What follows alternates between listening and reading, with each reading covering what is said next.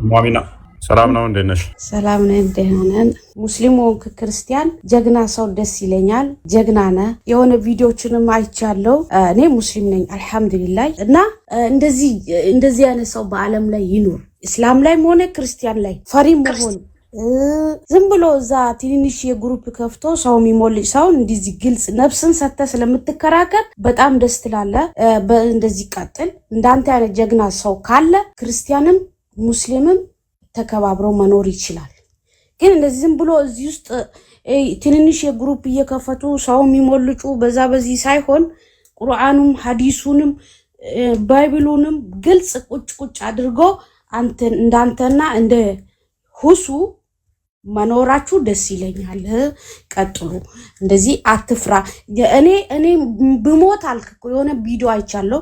እኔ ብሞት እንደኔ እፎይ መቶ እፎይ ይመጣል ስላልክ ደስ የሚል ቪዲዮ አዳምጫለሁ። መሞት አንዴ ነው፣ ህይወት አንድ ነች። ለምን ድንጋይ የሚያመልክም መኖር ይችላል። ዓለም ሰፊ ነች ለሰው ልጅ። አላህ Subhanahu Wa Ta'ala ሲፈጥረን ብዛት ማንም ቆጥሮ የማይችለው ጸጋ ነው የፈጠረው። ሁሉም ሰው ይባላል፣ በዚህ ይባላል እንጂ አደም ሰው ነው። ከአፈር ነው የተፈጠረው። በእናንተም በእኛም ግን እውነቷን አላህ ያወጣል። ክርስቲያን እውነት ይሁን ሙስሊም ይሁን ብቻ ዓለም ሰፊ ነው፣ አላህ ያወጣል እውነት። ስለዚህ እንደዚህ ጠንካራ ሰው መኖር ደስ ይላል። ባለፈው ዮኒ ቤትም እንትን ስትሉ አይቻለሁ። ዓለም ምንም ፍርሃት ያለ ምንም ህግ በሚፈልገው ሰው ጋር አልከራከርም ብሎ አህመድ ሮጦ ሲወጣ አይቻለሁ። ይሄ ሁላ አስፈልግም። ህግ ፈለገ ሰይጣን ፈለገ ምን አገባው? እኔ ምለው ለምን ይሄ ስለ ሃይማኖት ነው። ሃይማኖት የግል ነው። ህግ ቢፈልግህ ይፈልግህ፣ ቢሰቅልም ይስቀል፣ ሞት አንድ ነው። እነዚህ ጠንከር ብለህ መናገር ማውራት በጣም ያስደስታል። እኔ ቤተሰቦቼ ክርስቲያን ናቸው። እኔ ከሰለምኩ ቆይቻለሁ፣ ውሸት አይደለም ወላሂ። እና ክርስቲያንም ይኑር ጦንቃይ ይኖራል እንዴ? እንደዛ ፈራለሁ። ብቻ ይሄ ሁሉ ሰው ላይ መናገሬ በጣም ያሳዝናል። እና አላህ ካንተ ጋር ይሁን፣ እግዚአብሔር ካንተ ጋር ይሁን። ጠንከር በል፣ ሞት አንድ ነው። ደስ ይላል። እንደዚህ በአለም ላይ ሲኖር እውነቱ ይወጣል ብዬ አስባለሁ። እና ሜቢ ወደ እስልምና ሄደሽ ከሆነ ክርስትና ላይ ጥያቄ የሆኑብሽ ነገሮች አሉ? አይ እኔ በልጅነቴ ነበርክ እስልምና የተቀበልኩት። በልጅነቴ በ8-9 ዓመት ይሆናል። ከእስላሞች ጋር ነበር በስግደት ያደግኩት እና አልሐምዱሊላህ ስለ ክርስትና አልዋሽም፣ አውቀው ነገር የለም። ልጅ ሆኜ አስታውሳለሁ ቁርባን ምናምን ሲባል ትንሽ ነገር መቅመሳችን ያችን ምናምን ነው ማስታውሰው። ቤተሰቦቼ ክርስቲያን ናቸው፣ እስላም ነኝ። ቤተሰቦቼ ጋር ሲሄድ ምንም ጥላቻ የለም፣ ፍቅር ነው እና ይሄ ደስ ይላል ነው ምለው። ለምን ማንም ማፈር የለበትም፣ ሁሉ እኩል መኖር አለበት። ግን ትንሽ በቃ ሁለታችሁን ብትከባበሩ ለህዝቡ ስትሉ ለፈጣሪ ስትሉ እና የሚያሳፍር ነገር ሲታነቡ አለ አይደለ ሰሂህ ነው ወይ ባጥል ውሸት ነው ወይ ይላል በግልጽ ከኡስታዞች ጋር ይሆናችሁ ብሎክ ሳትደራረጉ ብታስተምሩን ደስ ይለናል። እና አንተም ጠንካራ ነህ፣ እንደ ሁሱ አይነትም ጠንካራዎች አቡ ዛኪር ነው እሱም በጣም ጠንካራ ሰው ነበር። ያው አሁን ቀነስ ያለ ነው። በርቱ ነው ማለት። እስልምና ክርስትና ላይ ያልከኝ ምንም ጥያቄ አልነበረኝም። መጥፎ ነገር አላየሁም፣ አይዋሽም። እስልምና ላይ ስላደግኩኝ በቃ እስልምና ላይ እስካሁን አለው። ምንም የጎደለብኝ ነገር የለም። አልহামዱሊላህ ሰላት ያምረኛል፣ ደስ ይለኛል ሲሰግድ ስለሚደሰት። ቁርአንም ትንሽ ቀራለሁ። አልহামዱሊላህ ሃይማኖት የግል ነው፣ ምንም ችግር የለም። እየኖረ መልካም። እሺ ጥያቄዎች ምናምን ሲኖርሽ በነፃነት መተሽ ልትጠይቂን ትችያለሽ። ያው አንዳንዴ ደስ ያሉን ነገሮች ትክክል ላይሆኑ ይችላሉ። የሄድንባቸው መንገዶች፣ ያለንበት መንገድ፣ ያለንበት ሃይማኖት እውነት አንድ ነች። እውነት ብዙ ቦታ ልትሆን አይችልም። ተቃራኒ በሆነ ሁኔታ ላይ እውነት 2-3 ሊሆን አይችልም። ተቃራኒ ሆነው አንዲት እውነት ከሆነች ያችን እውነት መፈለግ ደግሞ ግድ ይለናል አይደል? ናም صح እውነት ነው። ያ ስለዚህ ተከታታይ ጥያቄዎች ሲኖሩሽ በቀበይ ስናወጣ ከእግዚአብሔር የሚያጎላው ነገር የለም፣ የሚጨምርም የሚቀንስበት ነገር የለም። አንድ ሰው ከእስልምና ወጣ የሚጨምርበት የሚቀንስበት ነገር የለም። ግን አንዳንቴና እንደውሱ ጠንካራ ሰው መኖር ለማንኛውም ይጠቅማል ማለት ነው። የወጡም ወጡ የገቡ ገቡ። እናንተ ብቻ ጠንከር ብላችሁ አስተምሩ። ለአላህ ስትሉ፣ ለፈጣሪያችሁ ስትሉ፣ ለህዝብ ስትሉ በኋላ ብትሞትም የምትሄደው እኮ ወደ አላህ ነው፣ ወደ እግዚአብሔር ነው። ጥፋት ሳሰሩ በሰላም መንገድ ተመካከር፣ ተወያዩ፣ እኛን አስተምሩን። እንደዛ ነው የሚለው ያለው ባለበት ቢጸና መራሱ ትምህርት ጥሩ ነው። እሺ እህታችን እናመሰግናለን። ያው እንደምታወቀው ያው ትንሽ እኛ ጋር ነው ትንሽ ጫና የሚኖረው እንጂ እኛዎቹ ከላይ ገደል ይፈለጥ ይቆረጥ ብለን አናባርርም እና እንደዛ ነው። ብቻ ጥያቄዎች ሲኖርሽ በቀበይ አይ ቲንክ አቡ ሁብያ ነው የሚለው ወይንም ዘዲን ማንኛው ነው እሱና አንተ ስትከራከሩ ማየት የዓለም የሁላችን ጉጉት ነው። ኢንሻአላህ እንደምንም ተፈላልጋችሁ ባካችሁ ተወዳደሩ። እምቢ አለ እሱም ቢያለ እያየን ነበረ። እምቢ አትባባሉ። ባይሆን በሌላ ሰው ቤት ቢሆንም እንኳን ተመካከሩ። ኢንሻአላህ ተከራከሩ። ያምራል፣ ደስ ይላል። ቀጥሉበት፣ ይመቻችሁ። ማሰላም ለማንኛው እድሜ ውስጥ ከክፉ አላህ ይጠብቅ። በቃ እግዚአብሔር ይጠብቅ። እሺ አሜን። ጠንካራ ማለት እንደዚህ ነው። ሞት አንዴ ነው። ማሰላም። እሺ በርቺ፣ እግዚአብሔር ይርዳሽ። እውነትን በደንብ ይግለጽልሽ። ክርስቶስ ፍቅር ነው፣ ህይወት ነው። እሱን የምትከታይበትና ደግሞ እንደዚህ ፍቅር እንደሆንሽ ይበልጥ ሰላሜን እሰጣችኋለሁ እኔ ቸር ቅን ነኝ ያለውን አምላክ የምትከታይበትን እንዲያደርግሽ ክርስቶስን እንድቀምሹ ያ ሕፃን ሆኜ ቆርቤ ነበር ያልሹ ያ ይጠራል። ባይዘይ ያ ፍቅር እንዲሁ የሚተው አይደለም። አንድ ቀን ይመልስሻል ብዬ ተስፋ አደርጋለሁ። ትመጫለሽ። በሕፃንነት ሳታውቂ የወጣሽውን ያንን ክርስቶስን ደግሞ ታገኝ። ወላሂ ኢየሱስ ሰው እንደሆነ በመማሬ ነው አሁን መመለስ እምቢ አልኩኝ። መመለስ ይችላለሁ እንዳልኩ ሃይማኖት የግል ነው፣ ማንም አይከለክለኝም። ግን ኢየሱስ ሰው ነው ብሎ በብዙ ቦታ ስለሚያወራ ኢየሱስ ማምለክ በዛ ምክንያት ነው ተውኩት። እኛው መሐመድ አናመልክ ነብያትን አናመልክ። እሱን ላስረዳሽ። ፈቃደኛ ነሽ? ፈቃደኛ ነኝ። አራኒ መልካም። ክርስቶስ ምን ብለን እናምናለን መሰለሽ? በስጋ የተገለጠ አምላክ ነው ብለን እናምናለን።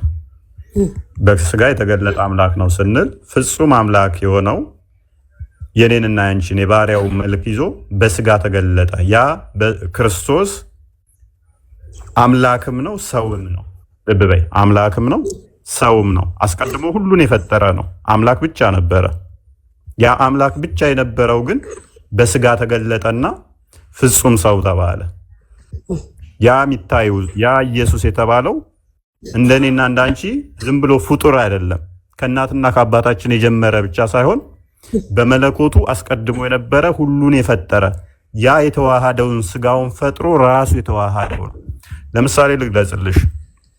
እጅሽን ፀሐይ ላይ እንደዚህ ብትዘረጊ ፀሐዩ እጅሽ ላይ ይገለጣል አይደለ? ፀሐይ መጨበጥ ትችያለሽ በእጅሽ እንደዚህ ስለ አጨብጭም ፀሐይን አይደለ? ፀሐይ የሚጨበጥ አይደለም፣ ብርሃን ነው። ብርሃኑ እንደዚህ እጅሽን ስለዘረጋሽ ብርሃኑ እጅሽ ላይ ይገለጣል። ሳህ አይቻልም፣ ሳህ አይጨበጥም፣ ይገለጣል። መልካም። ያ እጅሽ ላይ ሲገለጥ ነው ፀሐይ የጀመረው መኖር ማለት እንችላለን ወይንስ አስቀድሞም ፀሐዩ ነበረ? ከእጅሽን ከመዘርጋትሽ በፊት ፀሐዩ ነበር። እጅሽን ስትዘረጊ ግን እጅሽ ላይ ፀሐዩ ተገልጧል አይደል? አዎ። ክርስቶስ በስጋ ልክ እጅሽን ፀሐዩን እንዲህ ስትዘረጊ ፀሐዩ እጅሽ ላይ እንደተገለጠው በስጋ ተገለጠ። መገለጥ ነው። አምላክ አይታይም በይ፣ አይነካም በይ፣ አይዳሰስም በይ፣ አይመታም በይ፣ አይጨበጥም በይ፣ ግዙፍ አካል የለውም። ነገር ግን ያንን የኔንና አንቺን የባሪያው መልክ ሲይዝ በስጋ ሲገለጥ ያ መለኮት ተዋሃደው። አስቀድሞ መለኮት ብቻ ነበር ክርስቶስ። በመለኮት ብቻ የነበረው ግን ስጋው ቃል በስጋ ሲገለጥ መለኮት ስጋ ውስጥ ተዋህዶ ተገለጠ ማለት ነው። ከዛ የሚታይ ሆነ፣ የሚዳሰስ ሆነ፣ የሚነካ ሆነ። ገባሽ እያልኩሽ ያለሁት እየገባኝ ነው። አስቀድሞ ሁሉን የፈጠረ ነበረ። አንዴ ክፈትልን መጽሐፍ ቅዱስ መክፈት ትችላለህ። ዮሐንስ ወንጌል ምዕራፍ 1 ላይ እሱ ላይ ግን ኢየሱስ የሚል የለም እግዚአብሔር እንጂ። መልካም ኦኬ፣ እናየዋለን። እሺ በመጀመሪያ ቃል ነበር ይላል አይደለ? ቃል ነበር። ቃልም በእግዚአብሔር ዘንድ ነበር ይላል አይደል? ናው ቃልም እግዚአብሔር ነበር ይላል ነበር። ይህ በመጀመሪያ ምን ነበረ? ቃል ነበር። ያ ቃል ደግሞ በእግዚአብሔር ዘንድ ነበረ ነበር። ያ ቃልም እግዚአብሔር ነበረ ነበር። ኦኬ፣ ይህ በመጀመሪያ በእግዚአብሔር ዘንድ ነበር ይላል ቁጥር 2 ላይ። ቁጥር 3 ላይ ሁሉ በእርሱ ሆነ። በማን ነው እርሱ የተባለው? ማን ነው? ቃል ነው አይደለ? እግዚአብሔር ነው። ቃል ነው። ቃል መጀመሪያ ቃል ነበረ። ቃሉ እግዚአብሔር ዘንድ ነበረ። ቃልም እግዚአብሔር ነበረ። እንደዚህ ነው። እንደዚህ ሲባል ምንድነው የሚታሰብ? ሁለት ናቸው? ሶስት ናቸው? ወይስ አንድ ነው? አንድ እግዚአብሔር ነው። መልካም እግዚአብሔር በመለኮት አንድ ነው። በመለኮት አንድ አላህ ሆነ ማለት ነው። በአንድ እግዚአብሔር ሆነ በቃሉ ማለት ነው። ያ በቃሉ ሁሉ ሆነ። ያ ቃሉ በሱ ሆነ። በቃሉ ሳይሆን በእርሱ ሆነ ነው የሚለው። እርሱ የተባለው ማን ነው? ቃሉ ነው። ስለዚህ ሁሉም ነገር የሆነው በእርሱ ነው። እርሱ የተባለው ማን ነው? ቃሉ ነው። ሆነ ማለት ሁን ሲለው ይሆናል። ቃል ማለት የሚወጣ ነገር ነው፣ የሚያወራው ቃል ማለት የምናገረው ቀን ሁን ሲባል ቀን ሆነ፣ ጨለማ ሁን ሲባል ጨለማ ሆነ። እሱ ሁን ካለ ይሆናል ማለት ነው። ቃል እኔ የምረዳው የሚናገረው እግዚአብሔር የሚናገረው ማለት ነው። صح። እና ኢየሱስ ተወለደ ሲባል ተላከ፣ ተወለደ። እንደዛ ነው የምረዳው። አሚና። እሺ መልካም። ላንቺ እንዲገባሽ ቀለል ያውንም ወደ አንቺው ልምጣና ያ የፈጣሪ ቃል ፍጡር ነው ብለሽ ነው የምታምኚው? እንደዛ ነው የማምረው። ቃሉ ፍጡር እንደሆነ ለምን አምናለሁ መሰለህ? ዓለምን ምን ነበረ? ጨለማ ሆን ሲል ጨለማ ሆነ፣ ብርሃን ሆን ሲባል ብርሃን ሆነ። እሱ ሁሉም ነገር በቃሉ ሆን ሲል ስለሚሆን ስለዚህ ቃሉ አሚና። ስለዚህ አላህ ቃሉ ፍጡር ከሆነ ቃሉን ከመፍጠሩ በፊት አላህ ቃል የለውም ማለት ነው። ቃሉ በቃል ሁሉም ነገር ይሰራል ነው። እግዚአብሔር በቃሉ ነው የሚሰራው። በቃል ይሰራል በባይብል ላይ ነው። ያ በቃሉ እንደሚሰራ ቃልኝ። ነገር ግን እኔ እያልኩሽ ያለው ያላህ ቃል ራሱ ፍጡር ነው። ያላህ ቃል ፍጡር ይሆናል? አረ ሊሆን ይችላል። ቃል ሊሆን ይችላል። ለምንድን ነው የማይሆነው? ኢየሱስ እኮ በቃሉ ነው እግዚአብሔር የሆነው። ማን ነው እሱ? አሚና። በቃሉ ነው እኮ አይልም እኮ። በቃሉ ነው ሳይሆን ቃሉ ነው የሚለው እንጂ በቃሉ አይደለም የሚለው። በቃሉና ቃሉ ይለያያሉ። ስለዚህ ያላ ቃል ፍጡር ነው ካልሽኝ ምን እያልሽኝ መሰለሽ? ቀለል ብዬ ላስረዳሽ ብዬ ነው። ፍጡር ነው ካልሽኝ ያላ ቃል አላህ ካልሹ በላይ አላህ ላይ ደግሞ ፍጡር የሆነ ነገር አላህ ላይ አለ ማለት ነው። አላህ ማንነት ላይ ምን አለ እያልሽኝ ነው? ፍጡር ነገር ተጣብቆበታል። የሚናገረውም በፍጡር ነው። ቃሉን ከመፍጠሩ በፊት አላህ መናገር አይችልም። ወይስ መናገር ማይችል ዲዳ ማለት ነው። እንደዛ ነው የሚል ኢንተርፕሬቴሽን ውስጥ ይከትሻል። ስለዚህ አላህ ቃሉ ፍጡር ሊሆን አይችልም። ፍጡር ከሆነ እንዳልኩሽ ነው የሚሆነው። ኤኒዌይስ ግን ምንድነው መሰለሽ ቀለል በሰፊው ሌላ ጊዜ ስለመመለስ እንትን እንላለን። ኔትወርክ በጣም እንትን እያለ ቀይ ያበራብኝ ነው። ሰማለሁ ግን ይሰማል፣ በደንብ ይሰማል፣ አይቆራረጥም። መልካም። ስለዚህ እኛ ምን ብለን እናምናለን መሰለሽ? እሺ የፈጣሪ ቃል ፍጡር አይደለም ብለን ነው የምናምነው። የፈጣሪ ቃል ፍጡር አይደለም። ስለዚህ ፈጣሪ ሁሉን የፈጠረው በቃሉ ነው ብለን እናምናለን። ልብ በፈጣሪ የፈጠረው በቃሉ ነው። ቃሉ ደግሞ ፍጡር ቃሉ ደግሞ ምን አይደለም ብለን እናምናለን? ፍጡር አይደለም ብለን እናምናለን። ስለዚህ ያ ቃሉ ልብ በይ፣ ያ ቃሉ ቁጥር 14 ላይ ስጋ ሆነ። ስጋን ተዋሃደና ተገለጠ። ቅድም እንዳልኩሽ መገለጥ ነው ቃሉ ማለት ነው። የፈጣሪ ቃል በስጋ ተገለጠ፣ ቃልም ስጋ ሆነ ይላል። እሺ ቃልም ስጋ ሆነ ይላል። ይሄ ቃል አስቀድሞ ነበር አልነበረም? እህታችን አሚና አልነበረ? ቃል አለ የለም? ስጋ ከመሆኑ በፊት አለ የለም? ይሄ ቃል አለ። ቃል ቅድሚያ ነበረ፣ እግዚአብሔር ዘንድ ነበር። ቴንክ ዩ በእግዚአብሔር ዘንድ ነበረ። ያ ቃልም እግዚአብሔር ነበረ አይደል? ትክክል። እሱ ራሱ ቃሉ ደግሞ ኢየሱስ ሆነ ነው አይደለ? የምትመሩት እንደዛ ነው።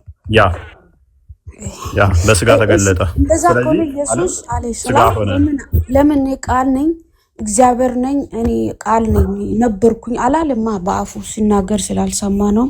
መቀበሉ ይከብዳል። እንትን ዮሐንስ 7:42 እስከ 44 ያለው ራሱ ኢየሱስን በጣም ይገልጻል። መልካም፣ እዛም እንሄዳለን። በመጀመሪያ ደረጃ ይሄንን እንጨርስ። ልብ በይ፣ ኢየሱስ ቃል አይደለሁም ብሏል የሚል የለም። አንድ ሁለተኛ ደረጃ እነኚህ የጌታ ደቀ መዛሙርቶች ናቸው። የጌታ እግር ስር ቁጭ ብለው የተማሩ ናቸው። ስለዚህ ቃል ስጋ ሆነ ተብሎ የተነገረው ለኢየሱስ ነው። አይ ለኢየሱስ አይደለም እንዳንል ደግሞ ሌላ ማስረጃ እናምጣ። ዮሐንስ ወንጌል ራእይ ምዕራፍ 19 ቁጥር 13 አንዴ ክፈትልኝ። ቃል ስጋ ሆነ ቁጥር 13 ላይ እሺ፣ ቁጥር 12 ምን ይላል? 13ቱ ነው የሚታየኝ።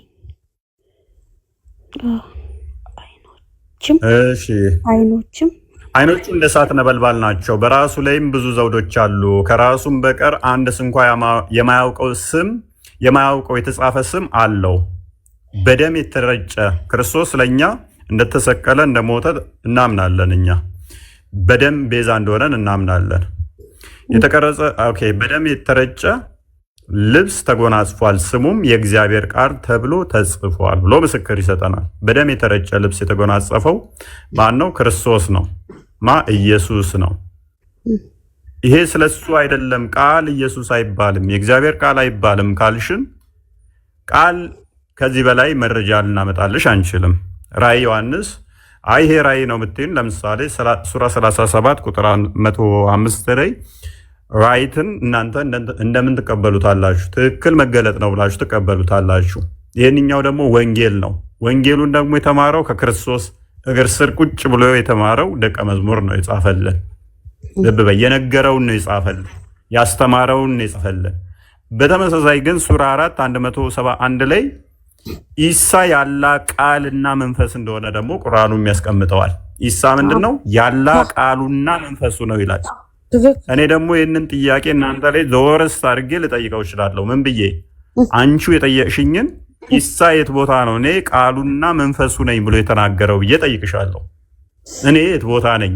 እኔ ያላ ቃልና መንፈስ ነኝ ያለው ብዬ ስጠይቅሽ መረጃ ልታመቻችም ማለት ነው። እኔ ግን በተሻለ ሁኔታ ምን አመጣልሻለሁ? አባቴ ብሎ ነው ሁሉ ጊዜ የሚያወራው። ለዛ እኮ እሱ ሌላ ጥያቄ ነው። ሌላ ጥያቄ ነው። እሱንም መልስልሻለሁ። ያልሽ ቃሉም ከእርሱ የሆነ መንፈስ ብቻ ነው ይላል። ይህንን የነገረን ሌላ አካል እንጂ ኢሳ አይደለምና ኢሳ የት ቦታ ነው እኔ ቃሉ ነኝ መንፈሱ ነኝ ያለው ብዬ ብልሽ አታመጭም ከቁርአንሽ ላይ። እኔ ግን ምን ሰጠውሽ? ራሱ ደቀ መዝሙርቱን ያስተማረውን ኢየሱስ ምን እንደሆነ ነገረን ማለት ነው። ወደ አባቴ ብሏል። ምንድነው ወደ አባቴ? ጥያቄሽ እዛ ላይ ምንድነው? ሜቢ የኛው ላይ እያልኩሽ ያለሁት ሜቢ ግልጽ ነው እዚህ ጋር ግን? አዎ ግልጽ ነው። ቃል ያው ቃል ኢየሱስ ሆነ ነው። በቃ ቃል ስጋ ሆኖ ተገለጠ ብላችሁ እንደምታምኑ አስረዳኸኝ፣ ተረዳሁት። ያ ማለት ምን ማለት ነው? ያ ኢየሱስ አስቀድሞ ስጋ እኔ እንደተረዳው ቃል ስጋ ሆነ ሲባል ቃሉ ሁን ስላለ ሆነ እንጂ ኢየሱስ ማን ነው? እግዚአብሔር ቃል ሆነ፣ ቃሉ ደግሞ ኢየሱስ ሆነ ነው። ኢየሱስ ሚል እዚህ ላይ አልነበረም። ስለዚህ የምረዳው እኔ ኢየሱስ ሌላ ነው፣ ይሄ እግዚአብሔርም ሌላ ነው። እግዚአብሔር የነበረ ነው፣ ኢየሱስ ግን የተላከ ቃል ነው ብዬ ነው። አሚና ቃልም ስጋ ሆነ ሲል ቃል ወደ ስጋነት ተለወጠ ማለት አይደለም። ልብ በይ መለወጥ ሳይሆን ወይንም ደግሞ የሆነ ስጋ ብቻ ሆነ ቃል የለውም ማለት አይደለም። ያ ቃሉ ምን ሆነ መሰለሽ በስጋ የተገለጠ አምላክ ሆነ ማለት ነው። መለኮት የተዋሃደው ሆነ። ያ ስጋው ምንድነው? መለኮት የተዋሃደው። ስለዚህ እንዳንቺ ስጋን ይዟል፣ እንዳንቺ ግን አንድ ስጋን ይዟል። ነገር ግን ያ ቃል ያ እንትን ደግሞ ምንድነው? እሱ መለኮት የተዋሃደው ነው። የተዋሃደው እሺ ማለት እኔ እምቢ አልልም፣ ይሄን እቀበለዋለሁ። ኦኬ ግን ኢየሱስ ክርስቶስ ብዙ ጊዜ ለዓለም ሰው አልተላከም። ለይሄ ማነው ሀገሩ ሰው እስራኤል ብቻ መላኩ ለምን አስፈለገ? እግዚአብሔር ከሆነ ፈጣሪ ዓለምን አንባል የሰው ልጅ የፈጠረ ግሱፍ ለዓለም ሰው ለእስራኤል ራሱ ነው ለእስራኤል የተላከው የሚያስታውቀው አይደለ? አንድ ይሄ ነው።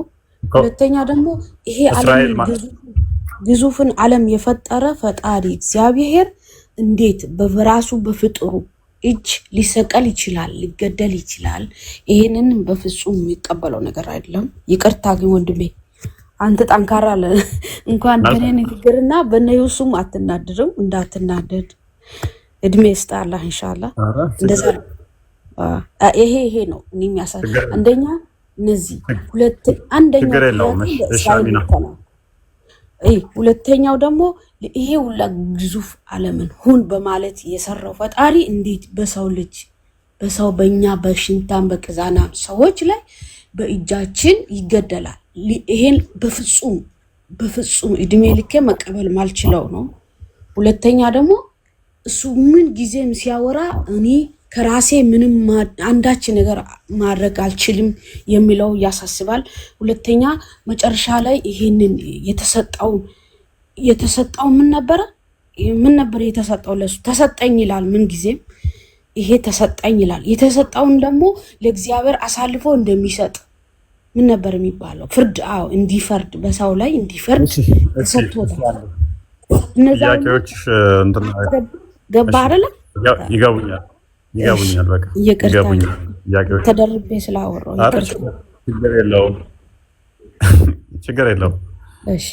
በእኛ በቅዘናሞች እንዴት ነው እሱ ፈጣሪ የሚመታው? እንዴት ነው የሚሰደበው ነው ያልሽው? አዎ በጣም ነው የሚያስደነግጠው። አንተ አስብ፣ እኛን የሚያክል ትልቅ ብርቱ ሰው የፈጠረ ራሱ ፈጥሮ በራሱ እጅ ፈጥሮ መልሶ ደግሞ በእኛ እጅ የሚሰቀል ፈጽሞ አይመስለኝም። ይሄ ነው የሚያሳስብ። በጣም ይገርማል። በጣም አይሆንም ብዬ ይሄንን ሳስብ ነው አሚናዬ እኔ አሁን ዶክተር አብይን ማለት ነው ጠቅላይ ሚኒስተሩን በጥፊ ብለው ይገርማል አይደለ? ያስደነግጣልማ። ሰው ነው አንዳንተ አይገርመኝ በምንም ካንተ የትኛው ነው የሚደንቀው ግን? እሱ በጥፊ ነው የሚለኝ ነው እኔ እሱም በጥፊ ብለው ነው? እኔ ሁለታችሁ በጥፊ የምትመታቱ አይገርመኝ። የፈጣሪ ግን በጣም ይደንቃል። ወላሂ አንተም ሰው የተወለድክን እሱም ሰው ነው። በምን በዚች በኩርሲ እንደ ሰውኛ አሁን ባሰብሽው አንቺ ባሰብሽው እኮ ያ ልክ ነሽ። በሰውኛ ክብር ግን አትሊስት እኔ ዶክተር አብይ አህመድን በጥፊ ስመታው ቢታይ በጣም መነጋገሪያ ነው የሚሆነው አይደለ? ይደነቃል እንጂ መነጋገሪያ ጀግና ትባላለህ እንጂ የሚደነቀው ደግሞ እኔ ጀግና የሚደነቀውና ጀግንነቱ እንትን የሚባለው ግን ዶክተር አብይ በሚሰጠኝ ምላሽ ነው። እኔ በጥፊ መትቼው እሱ እኔን እቅፍ አድርጎ ምን አስቀይሜህ ነው ብሎ ሳም ቢያደርገኝ እሱ ነው የሚመሰገነው ይበልጥ እኔ ነኝ። በዚህ አታመሳሰል። ፈጣሪ ድንቅ ነው። በዚህ ማመሳሰል አንችልም። ለምን? እናንተ ሁለታችሁ ሰው ናቸው። ስለዚህ ማመሳሰል አልችልም። የዋ ሰው ነው እንጂ የሚለው እዛ ሳም አድርጎ አቅፎ ቢስም የዋ ሰው ነው እላለሁ እንጂ ፍጽሞ ካንተ አብልጬ አላየም። ይሄ እግዚአብሔርና ሰው እናንተ ሁለታችሁ ሰው ናችሁ። እግዚአብሔርና ሰው ማገናኘት አልችልም። ትክክል ነሽ። እኔም እያልኩሽ ያለሁት ሞር ስለ ትትና ነው የሚያወራው ያለሁት። የትኛው ነው ትትና ሞር የሚገዛው? ምክንያቱም ዶክተር አብይ እኔን ቢመታኝ ምንም የሚደንቅ ነገር አይደለም ካለው ፖዚሽን አንጻር ማለት ነው። ይስማሽ ሰው ላይገረም ይችላል። እሱ መጥቶኝ እኔ ይቅርታ እሱ የሆነ ነገር ብሎኝ እኔ ይቅርታ ችግር የለውም ብለው ሰው ብዙም ላይነጋገርበት ይችላል። እኔ ግን እሱን የሆነ ነገር አድርጌው እሱ ይቅርታ ቢለኝ ራሴው እንትን ብዬው እሱ ደግሞ ይቅርታ ቢለኝ ለሰዎች ይገርማል። ክርስቶስ ምን መሰለሽ ፍጹም አምላክ እንደመሆኑ ፍጹም ሰው ነው። ቤዛ ሊሆነን ነው የመጣው ቤዛ ሊሆነን ነው የመጣው። ሁለተኛ ደግሞ ለምን መሰለሽ ሊያስተምረን ነው የመጣው። ትትናን ሊያስተምረን ነው የመጣው። እኔ ፈርዘር ቤዛነት ላይ ከመሄድብሽ አሁን ሞርላንቻ አሁን ስለ ትትናው ልንገርሽ። ትትናን ሊያስተምረን ነው የመጣው። ምክንያቱም ሰዎች ምን ማድረግ አለባቸው የሚለውን ሊያስተምረን ነው የመጣው።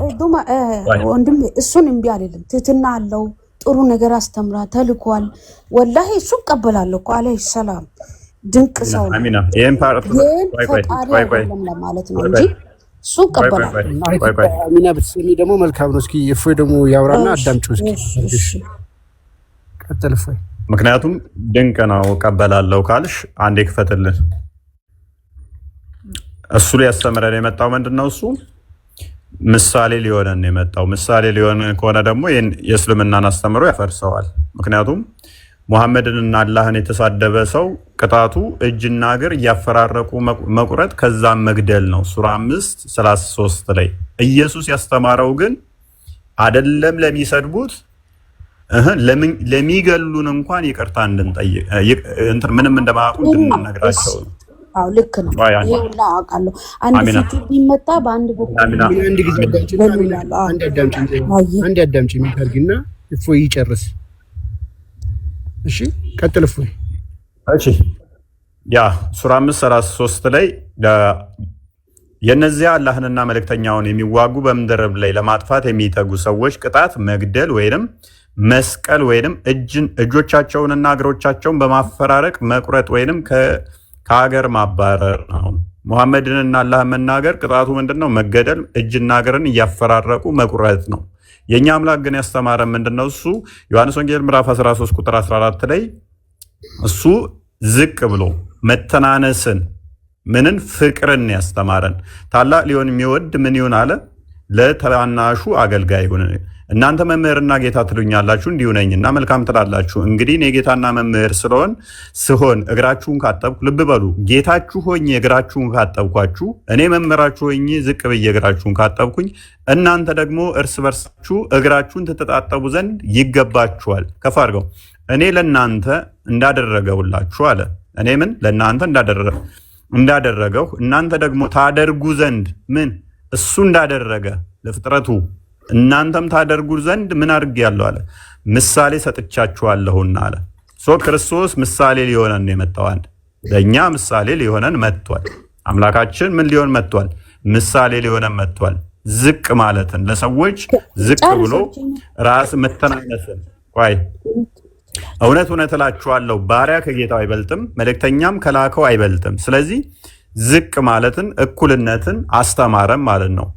ይሄንን እንድንማር ስለ ትህትና እንድንማር ይሄንን ብታውቁ አለ። አዳምጪ እኮ አይበልጥም ማለት እኩልነትን ነው። በማንነት ይለያያሉ ማለት በኢሴንሳቸው ይበላለጣሉ ማለት አይደለም። ይህን አንድ ሰው ለምሳሌ ባሪያ የሚባለው ሰው የሚባለው እኩል ነው። ለምሳሌ ሰው ያ ባሪያው ወደ ዝንጀሮነት ይቀየራል፣ ያንኛው ጌታው ደግሞ ወደ አንበሳነት ይቀየራል ማለት አይደለም። አይበላለጡም። በቀበንተን ይህን ብታውቁ ብታደርጉትም ብፁዓን ናችሁ አለ። ስለዚህ ከዚህ ክርስቶስ ያስተማረን አንድም ምንድነው? ምሳሌ ሊሆነን የመጣው ፈለጉን ትቶልን ሊሄድ ነው። ከእርሱ የተማረው ክርስቶስ ሲሰቀል በመስቀል ላይ ሆኖ ጌታ ሆይ አባቶ የሚሰሩትን አያውቁምና ይቅር በላቸው እንዳለው፣ በተመሳሳይ እስጢፋኖስ ምንድን ነበር ያደረገው? የሐዋርያት ሥራ ምዕራፍ 7 ላይ ቁጥር 53 አካባቢ 56 አይ ቲንክ ክፈትልኝ አንዴ። ከክርስቶስ የተማረው ምንድነው? ያሁኑ ምን ቆይ አስመለስበታለሁ አንዴ ልታረፍ አንዴ ልጨርስና ሁሉም ተመሳሳይ ስለሆነ እንትን ልበል ከሰዓት አንፃር ግን ያሁኑ ወንድሜ ያሁኑ ራሱ ምን አለ እውነት እላችኋለሁ የሚለው ጋር ምንድነው ያለው? 7:5 እውነት እላችኋለሁ። እሺ እንመልሳለን። አንዴ አራ ይወግሩት ነበረ። ተንበርክኮም ነፍስን መቀበል የሚችለው አንድ አምላክ ብቻ ነው፣ ክርስቶስ ብቻ ነው። እስጢፋኖስም ጌታ ኢየሱስ ሆይ ነፍሴን ተቀበል ብሎ ሲጣራ ይወግሩት ነበር። ተንበርክኮም ጌታ ሆይ ይህን ኃጢአታቸውን አትቁጠርባቸው ብሎ በታላቅ ድምፅ ጮኸ። ይህንንም ብሎ አንቀላፋ። ሳኦልም ምንድነው ኦቨርኦል እስጢፋኖስ ታሪክ የሚነግረን? አስቀድሞ ኢየሱስ ምን አለ? እናንተ ጌታና መምህር ትሉኛላችሁ፣ እንደዚሁ አድርጉ ብሎ ፍቅርን፣ ትሕትናን ምሳሌ ሊተውላቸው እንደመጣ ነገረን። እስጢፋኖስ ይህንኑ ጌታ ሆይ ብሎ ልብ በሉ፣ እናንተ ጌታ ትሉኛላችሁ፣ መምህር ትሉኛላችሁ፣ እንዲሁ አድርጉ ግን ብሎ ነበረ። ክርስቶስ በመስቀል ላይ እንዳደረገው እስጢፋኖስ ደግሞ ለሚወግሩት ምን አይነት ፍቅርን ነው የሰበከው? ተንበርክኮ ለሚወግሩት እንኳን ኃጢአታቸውን አትቁጠርባቸው ይቅር በላቸው እያለ ለወጋሪዎቹ ጸሎት ያደርግ ነበረ፣ ምህረትን ይለምን ነበረ። ስለዚህ ክርስቶስ ያስተማረን በተግባርም ነው። አምላካችን ያስተማረን በምንድን ነው? በተግባር ምን ማድረግ እንዳለብን። ልክ ሱራ 5:33 ላይ እንዳየነው እኔን ከተናገሩ ቁረጧቸው፣ ፍለጧቸው፣ ረዷቸው፣ ከሀገር አባሯቸው አይደለም። አምላክ በስጋ ተገልጦ ምንድነው ያስተማረን? ለጠላቶቻችሁ ምን አድርጉ? ምህረትን ለምኑላቸው። ይህንን በተግባር አስተማረን ማለት ነው። ይህንን ያደረጉበት በጉልበት ነው። አሚና በጉልበት ያደረጉበት ይመስልሻል? ክርስቶስ ላይ በኃይል ይመስልሻል? አይመስለኝም። ግን በየቦታ ስታነበው እኔ አሁን ክርክሬ ምንድነው? እግዚአብሔር አይደለም ነው ኢየሱስ፣ ሌላ ነገር አይደለም። እቀበላለሁ የእሱን ትህትና፣ መልካምነት። ኢየሱስ መልካም ነገር ማስተምሩን አልተው እረዳለሁ። ቆይ ሌላው ሳትግቢ ቆይ አታስቢ ከማስፋትሽ በፊት ያነሳሽ አሁን ያነበብከው ላይ ራሱ የሆነ ነገር ተረድቻለሁ። እሱ እግዚአብሔር እንዳልሆነ ማለት ነው። ተልኮ መልስላት። እሺ ነብይነቱን ነው እንጂ እኔ እኮ አሁን የእሱ ትህትና የለውም እያልኩ አይደለም። የትኛው ነብይ እኔ የሚለውን ይፈልጋል። ነብይ ማለት ምን ማለት ነው? ነብይ የተላኩ ነብይ ማለት የተላኩ ለመልካም ነገር የተላኩ ናቸው። እንደነ ሙሴ አይነቶች ማለት ነው። መልካም። እሺ ምንድነው ታዲያ ጥያቄሽ? ክርስቶስ ይኸውልሽው በስጋ የተገለጠ አምላክ ነው ስንል ክርስቶስ ከአባቱ ዘንድ ተልኮ መጥቷል ከአባቱ ዘንድ። አዎ ያ መልካም አዳምጪ። ከአባቱ ተልኮ መጥቷል ማለት ግን ልክ እንደነ ሙሴ እንደነ አብርሃም ማለት አይደለም። እኔ እንደዛ አንቺ ማነሽ? ከየትኛው መጽሐፍ ላይ ያነበብሽ እንደዛ የሚል? በዚሁ አሁን ካነበብነው ላይም እኮ እሱ እያለ ነው እኮ እሱ ጌታ ትሉኛላችሁ የሚለው ቦታ ላይ ቅድም እውነት እላችኋለሁ የሚለው ላይ ብዙ ቦታ የተነሳች። አሚና አንቺ ጌታ ትይዋለሽ ኢየሱስን? ጌታ እለዋለሁ፣ ጌታ ይባላሉ። ሙሴም ጌታ ተብሏል። ብዙ አንብቤም ባህላይ ብዙዎቹ ይሄ ዮሐንስ ማንም ሐለራ ዮሴፍም ጌታ ተብሏል። ጌታ ይባላሉ። ምን ላይ የተባለው ያሉበት ቦታ እንትን ባሌዝም አውቃለሁ። እና ጌታ ይባላል። ጌታና አዳምጪ። እሺ ምን ገባ? በመጀመሪያ ምን ዘናን መሰለሽ ቃል እንደነበረ አውቀሻል አይደለ? በመደዛ ኮልታ ተፈቀደለት ነው። አይ ያወራሽ ነው። ቃል እንደሆነ አውቀሻል። አሚና ሚዩት ነሽ። ቃል እንደሆነ ተማምነናል አይደለ? ቃል እንደሆነ አምነናል። ኢየሱስ ቃል መሆን አምናለሁ። ቃል ነው። በስጋ እንደተገለጠም አምነናል። ኖ በስጋ ተገለጠ፣ ግን ቃል ነው፣ ተልኮ ነው፣ ነብይ ነው ብዬ ነው ማምነው። ቃል እንደሆነ ተማምነናል። ሁሉም ነገር በቃል እንደሚሰራ አምናለሁ። በቃል ይሰራል የሚለውን እሺ መረጃ በቃል ነው የሚሰራው መረጃ መጽሐፉ ማይለው ለምን ትያለሽ? መጽሐፉ ማይለው ለምን ትያለሽ? እሷ በቃል አንድ ነገር አይሰራም። ይሄ ቀን ሁን ሲባል የሆነው አይልማ አሚን አይልም እንደዛ እሺ አይልማ ብቻ እኔ ኢየሱስ ሰው ነው ብዬ ነው ማምነው። ይቅርታ አድርግልኝ ወንድሜ አትቆጣኝ። ለምን ፍጹም ሰው ነው ይላል እሱ ያስፈራኛል። ፍጹም አምላክ ነኝ የሚለው ግን ቢሆንም ብዙ ቦታ ላይ ተልኬያለሁ ይላል። እኔ ከራሴ አንዳች ነገር አልሰራም ከላከኝ ፈርዳለሁ ምናምን የሚለው ላይ አሁን ያለሽ ብዙ ጥያቄዎች አይምሮሽ ላይ ይዘሻል። ጥያቄዎቹ ግን ምንድነው ያልሽው? አዳምጪ ይገባኛል። ብዙ ጥያቄዎች ስለያሽ እነኛ ሁሉ ጥያቄዎች መልስ የሌላቸው መስሎሻል። እንደዛ ይሰማ ፊል እያደረግሽ ያለሽው አይ ነው። ሁሉም ጥያቄዎችሽ ግን በጣም ቀላልና የሚመለሱ ናቸው። ግን ምንድነው እሱ ከአንዳንድ ማላመጥ ትችያለሽ ወይ ሊከብድሽ ይችላል። አይ ነው ምክንያቱም ጥያቄ ብቻ ስለተሸከምሽ ማለት ነው። ለመልሶቹ ምን ያህል ዝግጁ ነሽ አላያቅም። መላክ ሲባል ቅድም አልኩሽ እኮ መገለጥ ነው። እኛ ልሽ አምላክ በሁሉ ቦታ የሞላ ነው ብለን እናምናለን። ተልኳል ስትባይ አንቺ የምታውቂው አሁን ልጅሽን ሱቅ ቡና ግዛና ብለሽ እንደምልኪው ነው የምትረጂው።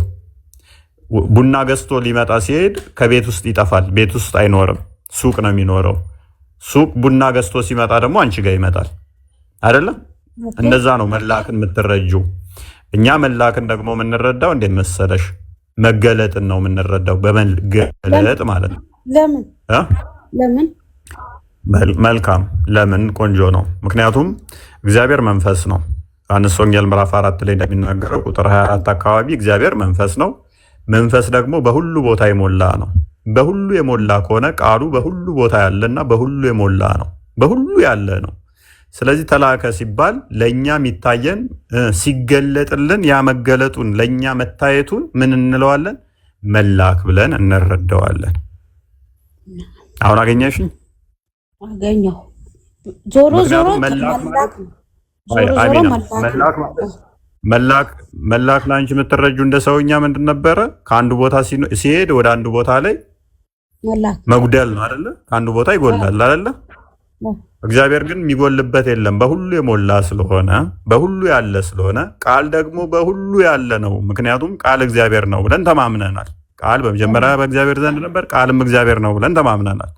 ያ ደግሞ በሁሉ ካለ በሁሉ የሞላ ከሆነ ስለዚህ ከአንዱ ቦታ የሚጎልበት የለም ማለት ነው፣ በሁሉ የሞላ ስለሆነ። ስለዚህ በምንድን ነው ለእኛ የምንረዳው? ተላከ ሲባል ለእኛ እንዲታይ ሆኖ በስጋ ተገለጠ።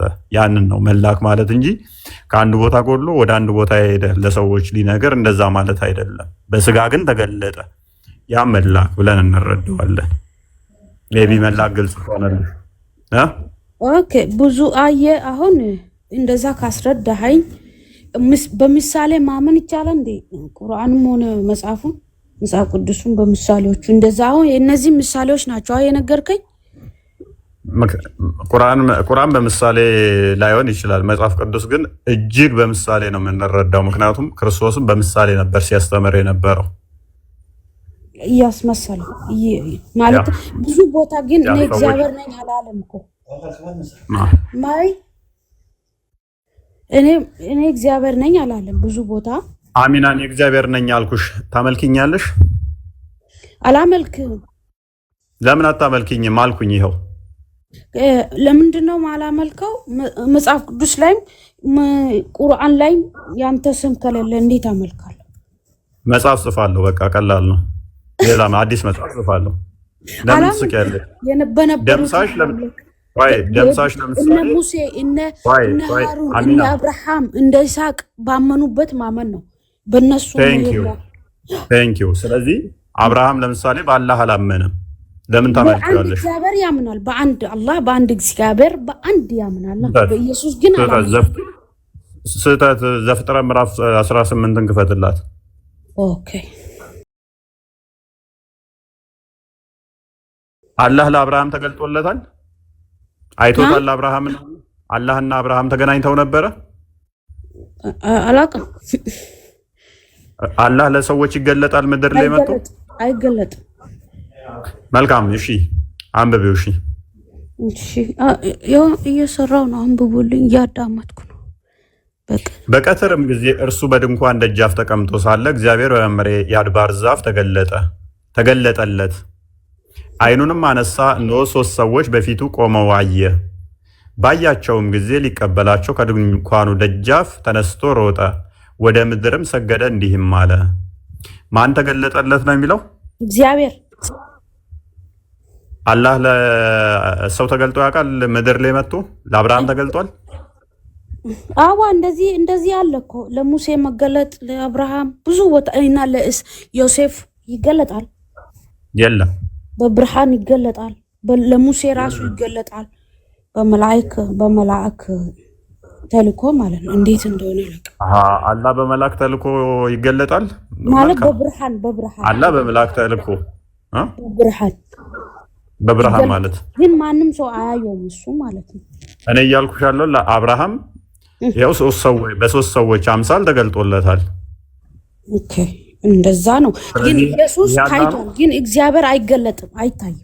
ይሄ ነው እዚህ ጋር ማየት አትችሉም ይላል እኮ። አሁን እኮ መልሰሽ እኮ እየተጋጨሽ ነው አሚናዬ።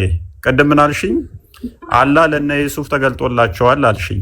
አሁን ደግሞ ኢየሱስ ማየት አይደለም እኮ በአካል ሳይሆን በብርሃን በድምጽ ምናምን እንጂ ማንም እግዚአብሔር አላህን ማየት አይችልም።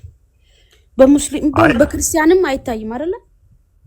መልካም ይኸውልሽ፣ እኔ አላህን ሊተራሊ ሙሐመድ እንደተገለጠለትና ኢቭን ጀርባውን እንዳሸው እጆቹን ጀርባ ውስጥ ጨምሮ እንደቀዘቀዘው ምናምን መረጃ ልሰጥሽ እችላለሁ። ብዙም አስፈላጊ ስላልሆነ ምን ነሳል። እኔ የምፈልገው ስለ ኢየሱስ ማወቅ ብቻ ነው፣ ሌላ አይደለም። ስለዚህ ኢየሱስ ምንድነው አልኩሽ?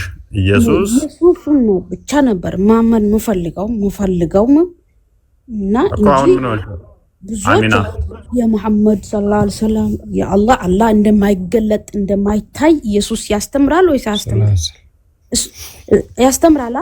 ኢየሱስ ማን እንደማይገለጥ አላህ እንደማይገለጥ አላህ የሚባል እኮ ሙሐመድ ነው። እግዚአብሔር በፍጹም እንደማይታይ ያስተምራል። በመለኮት ሊገለጥ አይችልም። በመለኮት ማንም ሊያየው አይችልም። ኢየሱስ ክርስቶስ ራሱ ሰውን ሲያስተምር እግዚአብሔርን ማየት እንደማንችል ያስተምራናል። በመለኮት ማንም ሊያየው አይችልም። በስጋ የተገለጠው ልጁ ግን ተርኮልናል። በስጋ የተገለጠው ልጁ ተርኮልናል። መለኮትን ግን ማንም ሊያይ አይችልም። ስለዚህ በስጋ ነው የተገለጠው። ቅድምም ብዬሽ ነበረ ብርሃኑን ልትይዟችም አልኩሻል። እጅሽ ላይ ግን ይገለጣል አልኩሻል። ይቅርታ ኢየሱስ እግዚአብሔር እንደማይታይ ነው። ማንም አላየውም፣ ማንም አያይም። አሚና እኔም አላየም እንኳን ይሰማሻል? አሚና አንዱ ጥያቄ ሲመለስ ወደ አንዱ ጥያቄ ወደ አንዱ እያልሽ ነውና ፖይንት ባይ ፖይንት ስለ ኢየሱስ እኮ መረዳት ስለፈለኩ ነው። ከአንድ ጊዜ አዳምጪና ስለ ኢየሱስ ሳይሆን አንድ ፖይንት ይዘን ብንሄድ መልካም ነው። አንድ ነጥብ ያዥና ምንድነው አሁን ጥያቄሽ? ያልገባን ነገር ለምን መገለጡ ላይ ነው? ስለ ኢየሱስ ስለ ኢየሱስ ኦኬ። ስለዚህ ቃል ስጋ መሆኑን አላመንሽም እስካሁን? ቃል ስጋ መሆኑን ልመን እንጂ እሱ እግዚአብሔር እንደሆነ ማመን አልቻልኩም። ከላይ እኮ እግዚአብሔር ነበር ይልሻል። ያ እኮ ኢየሱስ ነበር የሚል የለም። የኢየሱስ ስም የለም። የእግዚአብሔር ስም ያለው እዚህ ላይ ጨርሶ መልካም ቃል በስጋ የተገለጠው ኢየሱስ ነው አይደለም? እህታችን ቆይ አንዴ 471 ክፈትልኝ። ቃል በስጋ የተገለጠው እግዚአብሔር ነው አይምን ኢየሱስ ነው አይደለም? እህታችን አንዴ ማይኩን አንሹ።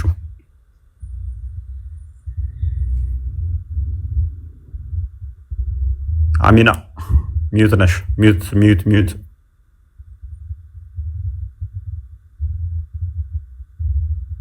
አሚና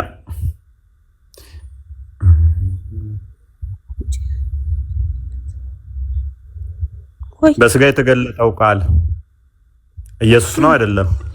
በስጋ የተገለጠው ቃል ኢየሱስ ነው አይደለም?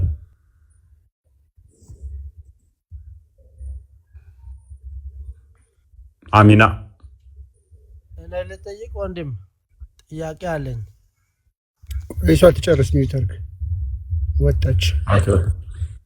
ምክንያቱም ቁርአኗን እንዲህ ባንክ ታደርገዋለች ማለት ነው። ለእኛ ተስማሚ እኮ ነው። ቃል እግዚአብሔር አይደለም ካለችን ኢየሱስ አይደለም ራሱ እንትኑን ተፈለገች ራሱ የተናገረበት ታመጣዋለች እዚህ ጋር። ምክንያቱም ኢሳ ቃሉ ነው ይላል። ቃሉም ከእርሱ የሆነ መንፈስ ብቻ ነው ብላ ታምናለች ቁርአኗ ላይ። ኤኒዌይስ አብዱል ነስር አቤት፣ እኔ ጥያቄ አለኝ። ሚስራ ትቀድማለች መሰለኝ። ሚስራ ይሰማል? አሁን ቀደም ደንግጠሽ ነው የወጣሽው? ኖ እኔ መግባቴን አላወኩም እንጂ ቀደም እና ሳታውቂ ነበር የገባሽው? አንድ ጊዜ ጥያቄ አለኝ። እሺ ልጅቷ አልበቃ ብሎኝ ሰውየው ተጨመረበት። ቀጥሉ። እሺ በቃ እስማችሁ። እሺ ቀጥል። ኢየሱስ ችሎታ አለ ወንድም? መፍጠር ሆነ ችሎታ አለ ማለት ነው። ኢየሱስ ፈጣሪ ከሆነ ማለት ነው እንዴት ነው አልችልም ብሎ ይናገራል? ዮሐንስ 5:30 ላይ እኔ አንዳች ላደርግ አይቻለኝም፣ የሚሰማው ነው የሚፈርደው፣ ፍርዴም ቅን ነው ይላል። እንዴት ነው ፈጣሪ ከሆነ እንዴት ነው እንደዚህ ማለት የቻለው? ኦኬ ኢየሱስ ሰምቶስ እንደሚፈርድ ታምናለህ? እሺ ባጠለጣ አንዴ ክፍሉን ኢየሱስ እሺ ሌሴ በአንድ አባባል ኢየሱስ ከፈጣሪ ሰምቶ በህዝብ ላይ እንዳለ እንደሚፈርድ በቂያማ ቀን ወይንም ደግሞ ፈራጅ ያንለት እሱ እንደሆነ ታምናለህ? አውቄ በምን በቁርአን ወይ በመጽሐፍ ቅዱስ ታምናለህ ወይ ነው? በትንሣኤ ቀን ኢየሱስ እንደሚፈርድ የዛለታ ፈራጅ እንደሆነ ታምናለህ? አይ እሱ አላምንም። አይልማ እሱ እንደዚህ አይልማ። አንብበው። እሺ እኔ ከራሴ አንዳች ላደርግ አይቻልም፣ እንደሰማው ፈርዳለሁ፣ ፍርዴም ቅን ነው። የላከኝ ፍቃድ እንጂ ፍቃዴን አይልሻም። እኛም ይሄን ነው የምናምነው። መልካም፣ ይሄንን ታምናለህ? የላከውን ፍቃድ እንደሚያደርግ ታምናለህ? አዎ የላከውን ፍቃድ፣ አዎ የአባቱን ፍቃድ እንደሚሰራ አብዱል ነስር። መልካም እሺ፣ ሻዳ ዝልሃለሁ። የአባቱን ፍቃድ እንደሚሻት አምናለሁ ብሏል። የአባቱ ፍቃድ ምንድን ነው? እሱ ያው ፍቃዱ መስጠት ነው። ስራ ብሎ ፍቃዱን መስጠት ነው። ምንድን ነው የአባቱን ፍቃድ? ቃል በቃል አሳየኝ እስኪ። የአባቴ ፍቃድ ይሄ ነው የሚለውን አሳየኝ። 27 ላይ ታች አድርግልኝ ትንሽ። 27 ላይ እሺ 5:27 ከ26 አንብብልኝ። ለምን ከ19 አነብል? ለአንተ በደንብ እንዲገባ ከ19 አድርግለት። ከ17 ከሆነማ በጣም አሪፍ ነው። እንደውም አይደል ከ17 ጀምር አንብበውና አስረዳኝ። እስልምና ነው ለእንጦሮጦስ የሚከት ክፍል ነው የጠቀስከው። ቀጥል።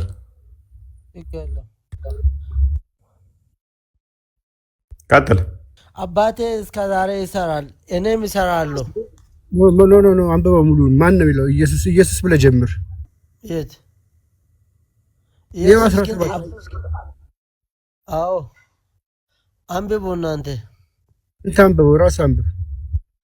አዎ ኢየሱስ ግን አባቴ እስከ ዛሬ ይሰራል እኔም ደግሞ ይሰራለሁ ብሎ መልስላቸው። አዎ መልካም። በፍቃዱ ይሰራል። ዝቅ አድርገው። ኢየሱስ አባቴ እስከ ዛሬ ይሰራል እኔም ደግሞ እሰራለሁ ብሎ መለሰላቸው። አባቴ ያለው ማንን ነው? አንድ አምላክ ነው። አላህ አምላክ አባት መሆን ይችላል? እንደ እስራኤል ነው። አሁን መጽሐፍ ቅዱስ ስለሆነ አላህ ውስጥ ይችላል ወይ? አብዱል ነስር አላህ ሚስት ሳይኖረው አባት መሆን ይችላል? ልጅ መውለድ ይችላል? ቆይ አሁን መጽሐፍ ቅዱስ ላይ ነው አለን እንጂ ቁርአን ውስጥ የለንም። ይችላል ወይ? እግዚአብሔር ብለን ነው የምንናገረው ወይ አባት ብለን? አብዱል ናስር አንተ ሙስሊም ነህ። እንደ ኤቴስታ ለማወራህ እንደ ሙስሊም ነው ማወራህ ነኝ። አላህ ምክንያቱም ይሄን ኢየሱስ አስተምሯል ብለህ ነው ያመጣኸው። እስልምናን ገደል የሚከት ጥቅሳት ተጥቀስ ብዬ ነበር። በቁርአን አባት የለንም። በቁርአን አባት አንትልም። ስለዚህ ሙሐመድ ቴንክ ዩ። ስለዚህ ሙሐመድ ከጊዜ በኋላ ያስተማረው አስተምሮ ከኢየሱስ አስተምሮ ጋር የሚለያይ ነውና አጋንንታዊ ነው እንላለን። አንድ በል። ሁለተኛ ኢየሱስ ግን አባቴ እስከዛሬ ይሰራል እኔም ደግሞ እሰራለሁ ብሎ መለሰ። አንድ ፍጡር ተነስቶ የተሰጠ ነገር ነው የሚሰራ። ቆይ አዳምጥ። ይሁን እንቀጥላለን። ቆይ አባቴ እስከዛሬ ይሰራል እኔም ደግሞ እሰራለሁ ብሎ የመለሰላቸው በሰንበት መስራትን ነው። እንደ እስልምና አስተምሮ አስቀድሞ በነበሩት በተውራት በኢንጅል ላይ ሰንበትን መስራት የሚችል ማን ብቻ ነው? ወደ ታች አንብቡልን። እሺ እስከ 19 አንብቡልን እንረዳለን። ቆይ ተፍጥር አስቀድሞ አይምን ሰንበትን መስራት የሚችል ማን ብቻ ነው? ይመልስልኝ። ሰንበትም እሁድም አንድ ነው። ማን ብቻ ነው መስራት የሚችለው? ሱራ 2:65 እና እንደከፈተልኝ ታላህ በቀር ማንም አይሰራም። ካላህ በቀር ሌላው ከሰራ ወደ ጦጣና ዝንጀሮ ነው የሚቀይራቸው አላህ ራሱ። ይሄንን ቀን የሚሰራበት አላህ ብቻ ነው። ኢየሱስ ደግሞ ምን አለ? አባቴ ይሰራል እኔም እሰራበታለሁ አለ። ኦኬ እሱ ፍቃደን አልሻም ብሎ አላ የራሱ ፍቃድ በራሱ ፍቃድ አይሰራማ። በቃ አዳምጥ። ካሁን በኋላ እያንዳንዱን እስልምና እናፈርስብሃለሁ። እረፍ በቃ። ስታገሳችሁ ደግሞ እንትን አትበሉ። እንደዚህ ይላል አዳምጠው። እነዚያም ከእናንተ ውስጥ በቅዳሜ ቀን ልብ በል፣ በቅዳሜ ቀን አሳ በማጥመድ ወሰን ያለፉትንና ለእነርሱ ወራዶች ስትሆኑ ዝንጀሮ ሁኑ ያልናቸውን በእርግጥ አወቃችሁ ይላል። በቅዳሜ ቀን አሳ ስላጠመዱ ወሰን አልፈው ምን አደረጋቸው? ዝንጀሮ አደረጋቸው። በቅዳሜ ሰንበትን ባለማክበራቸው ማለት ነው። መልስልኛ ወደ ቁርአን መጽሐፍ ቅዱሱ። ሰንበትን መስራት የሚችለው ማን ብቻ ነው? ፈጣሪ ብቻ ነው ብሎ የሚታመነው በእስልምናው። ስለዚህ ኢየሱስ ምን አለ? አባቴ እስከ ዛሬ ይሰራል እኔም እሰራለሁ አለ። እስከ ዛሬ ከፍጥረት አስጀምር ፈጣሪ ፍጥረትን የፈጠረ እሱ ነው። አባቴ እስከ ዛሬ ይሰራል እኔም እሰራለሁ። ስለዚህ ሁሌ የሚሰራው ለማይክሮ ሰከንድ ባለማቋረጥ የሚሰራው ፈጣሪ ብቻ ነው። ፍጥረቱን በመመገብ በመጠበቅ በመግዛት ማለት ነው። ፈጣሪ በሚሰራው ልክ ፍጡር አይምን ኢየሱስ ነው የሚሰራው። አንድ ፍጡር ተነስቶ አላህ እስከዛሬ ይሰራል እኔም እሰራለሁ ማለት ይችላል? ነስር አሚን አብዱል ነስር ጠርተላ ማለት ይችላል ወይ? አንተ ተነስተህ አላህ ይሰራል እስከዛሬ እኔም እሰራለሁ አንተ የሆነ ስራ ትሰጠኛለህ ልበል አይልም። ትሰጠኛል የሆነ ስራ ብለህ ከሰጠኝ ማለት ነው እኔ በአንተ ፍቃድ እሰራለሁ። አንተ ካልፈቀድከኝ ደግሞ አልሰራም። እንደዚያው ነው። መልካም እሺ፣ እንቀጥል። እሺ እንግዲህ ሰንበትን ስለሻረ ብቻ አይደለም ምን እንደሆነ ላሳየው እዚሁ መልሻውንም ላፍርስበት ያነሳውን። እንግዲህ ሰንበትን ብቻ ስለሻረ ብቻ አይደለም፣ ነገር ግን ደግሞ ራሱን አንብብ። ቀጥል። ራሱን ከሚለው ጀምር አንብብልኝ። እኔ ላንብበው ወይስ እሱ ያንብበው? እሱ ያንብብ። አብዱል ነስር አንብብ። ወደ ታች 19 እናንብሽ። አንብብ። ቅድሚያ ይሄንን ራሱን ከሚለው ጀምረህ አንብብልኝ። የቱን? ራሱን የሚለውን አንብብልኝ። ራሱን ከእግዚአብሔር ጋር እሺ አስተካክሎ እግዚአብሔር አባቴ ነው ስላለ ስለዚህ አይሁድ ሊገድሉት። መልካም አብዱል ነስር ራሱን ከእግዚአብሔር ጋር አሳንሶ ፕሊስ ራሱን ከእግዚአብሔር አሳንሶ አባቴ ነው ያለው ወይንስ ራሱን ከእግዚአብሔር ጋር እኩል አስተካክሎ ነው አባቴ ነው ያለው? ከእግዚአብሔር ጋር አስተካክሎ ነው፣ እኩል አይደለም፣ አስተካክሎ ነው አለ። ስለዚህ ራሱን ከእግዚአብሔር ጋር ያስተካክላል ማለት ነው ኢየሱስ እና አባቴ ነው ብሎ እሱ ደግሞ ኢየሱስ ደግሞ አባቴና አባታቸው አለ። የኢየሱስ አባት የኛም አባት ነው ታውቃለህ። የኢየሱስ አምላክ የኛ አምላክ ነው። አምላኬና ዮሐንስ ዴቪድ ማኒፌስት እያደረገብህ ነው። ተረጋጋ፣ ትጩህ። ሌላ ቦታ አትግባ። የጠቀስከውን ጥቅስ ራስ ያመጣውን ጥቅስ እንየው።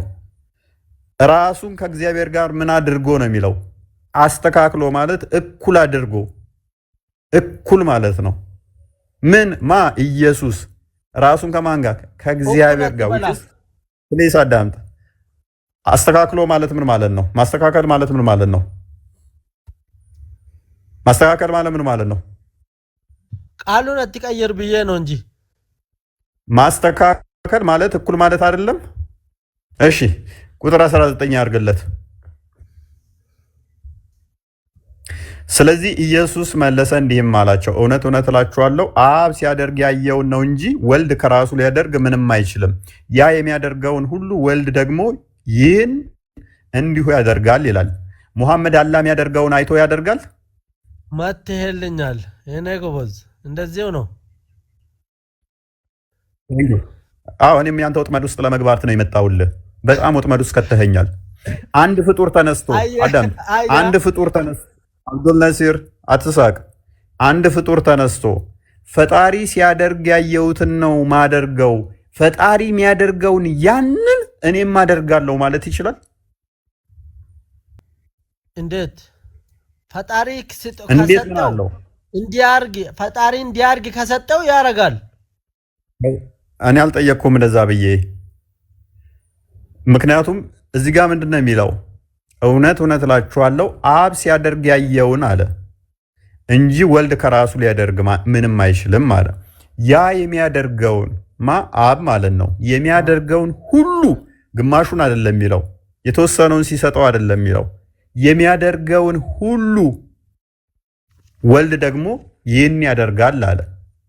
ምክንያቱም አባቴ እስከዛሬ ይሰራል እኔም እሰራለሁ ብሎ አባቱ ፍጥረትን ፈጥሯል፣ እሱም እንደሚፈጥር ሁሉን አስገኝቷል፣ እሱም እንዳስገኘ እየነገረን ነው። እኩል አደርጋለሁ ምክንያቱም ራሱን ከማን ጋር አስተካክሏል ይላልና? ከእግዚአብሔር ከአባቱ ጋር አስተካክሏልና ይላል። እኩል ምክንያቱም ተተስተካከለ ደግሞ ያ አባቱ የሚያደርገውን ልጁም ያደርጋል።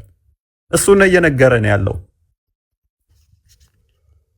እንቀጥል። አንተ የጠቀስከውን ስፔሲፊክ 30ኛውን አያ ልጥቀስ። 30ኛው ላይ ሊሄድልህ እያንዳንዱን እንዲየበተንን እስልምናን እያፈረስን እንሂድ ወይንስ ቁጥር 30 ላይ ሊሄድልህ? አሁን ቆይ ይሄን አንድ ጊዜ ላንብቦ። አንድ ጊዜ ይቅርታ አድርግልኝ። አንብብ። እሺ። ስለዚህ ኢየሱስ መለሰ እንዲህም አላቸው፣ እውነት እውነት እላቸዋለሁ አብ ሲያደርግ ያየውን ነው እንጂ ወልድ ከራሱ ሊያደርግ ምንም አይችልም። እና አብ አምላክም ከሆነ ወልድም አምላክ ከሆነ ስልጣናቸው ይበላለጣል ማለት ነው። አውፈይ አልወጣኝም። አንብብና ጨርስ። እንዴት ለራሱ ማድረግ አይቻልም? አብ ሲያደርግ አይቼ ነው እንጂ ያለ ነው እኮ። ጨርሰው። አንብብና ጨርስ። አይችልም ካለሆነ ጨርሰው። ወልድ ከራሱ ሊያደርግ ምንም አይቻልም። ቀጥለው ያ የሚለውን ከዚህ ጀምረ ቀጥለው። የሚያደርገውን ሁሉ ወልድ ደግሞ ይህን እንዲያደርግ እንዲሁ ያደርጋልና እና በትእዛዝ ነው የሚሰራው። ትእዛዝ ማንም የፈጣሪውን ትእዛዝ ከተቀበለ ይሰራል። አብዱል ነስር ትእዛዝ የሚለውን አሳየኝ እስቲ። እኔ ያልተነበበልኝም ከስርም ያሉት አላዩትም። ትእዛዝ የሚለው የትኛው ቃል ነው? አይደለም ትእዛዝ የሚል የቱ ጋር ነው ያነበብከው? ዮሐንስ 5:30 ላይ ያለ ፈቃድ አላለም። እሱ ያለ ፈቃድ አላለም። እችኛዋን ሳታነብ ነው 30 የደረስከው። ወይኔ እኔ ጠንበለላለች ዜትየዋ። 30 ላይ አድርግልኝ። እያንዳንዱን እስከ 30 ድረስ አፈርስብህ ነበረ። በዚህኛውም እኔ 30 ላይ አድርግ። ጊዜ ለመግደል እናነባለን። እስከ 30 ወደ ታች አድርጎ ችግር 19 ላይ እስከ 30 እናነባለን። ታውኩልህ በቃ ታውኩልህ። ምክንያቱም ወደ 23 20 ከገባን ደግሞ ከመቃብር ድምፁን እንደሚሰሙት እንደሚፈርድ ምናምን እንደሚናገረው ፈራጅ ማን ነው? ከመቃብር ድምፁን የሚሰሙት ማን ነው? ከፈጣሪ ውጭ ማንም እንደሌለ በትንሣኤ ህይወት የሚሰጥ ኢየሱስ ብቻ እንደሆነ እዛ ሊያመጣልህና አምላክነቱን ይበልጥ ማሳይብህ። ግን 30 ላይ ልምጣልህና ለአንተ ልስማማለህ። 30 ላይ ከቁጥር 8 ጀምሮ እንደዚህ ይላል፣ በመቃብር ያሉት ሁሉ ድምፁን የሚሰሙበት ሰዓት ይመጣል አለ። መልካም ያደረጉ ለህይወት ትንሣኤ፣ ክፉም ያደረጉ ለፍርድ ትንሣኤ ይወጣሉና በዚህ አትደነቁ። እኔ ከራሴ አንዳች ላደርግ አይቻለኝም፣ እንደሰማው ፈርዳለሁ፣ ፍርዴም ቅን ነው፣ የላከኝም ፍቃድ እንጂ ፍቃዴን አልሻምና አለ። አሁን ጥያቄያችሁ የእናንተ ምንድን ነው? እሱ የአብዱል ነስር ጥያቄ ምንድን ነው? እኔ ከራሴ አንዳች ላደርግ አይቻለኝም፣ እንደሰማው ፈርዳለሁ፣ ፍርዴም ቅን ነው፣ የላከኝም ፍቃድ እንጂ ፍቃዴን አልሻምና አለ። ስለዚህ ክርስቶስ ምን ብሎ ተናግሯል ነው? ከራሴ አንዳች ላደርግ አይቻለኝም፣ የላከኝም ፍቃድ ነው ማደርገው እንጂ ፍቃዴን አልሻም ብሏል። የኢየሱስ ፍቃድና ያ ፍቃድ ይለያያል። ከራሱ ምንም ማድረግ አይችልም ነው ያንተ ጥያቄ አይደለ? አዎ። መልካም። እንዴት ፈጣሪ ከሆነ እንዴት ከራሱ አንዳች ነገር ማድረግ አይችልም? ፈጣሪ ከሆነ ፈጣሪ የፈለገውን ያረጋል። እሱ ደግሞ ፈጣሪ ከሆነ ለምን የፈለገ ለራሱ አያረግም? እሺ ልመልስልህ። ፍቃዴን አልሻም አለ፣ ከራሴ አላደርግም አለ። ሁለት ነገሮች፣ አንዳች ከራሴ ላደርግ አይቻለኝም፣ እንደሰማው እፈርዳለሁ፣ ፍርዴም ቅን ነው። እችን አሁን እንደሰማው ፈርዳለሁ የሚለው ቁጥር 19 ላይ አይተናታል። ቁጥር 23 ላይም አለች። የላከኝም ፍቃድ እንጂ ፍቃዴን አልሻም ይላል። የላከው ፍቃዱ ምንድን ነው? ታውቀዋለህ አብዱል ናስር? ፍቃዱ የላከው ፍቃድ ማለት ነው ሁሉም ነገር ላይ ስራ ሲሰራም ሲናገርም የራሱን ፍቃድ የአባቱን ፍቃድ መጠበቅ ነው። መልካም። ስለዚህ አባቱ ፍቃድ 6:40 ክፈትልን። የአባቱ ፍቃድ ምን እንደሆነ ላሳየ። ዮሐንስ 6:40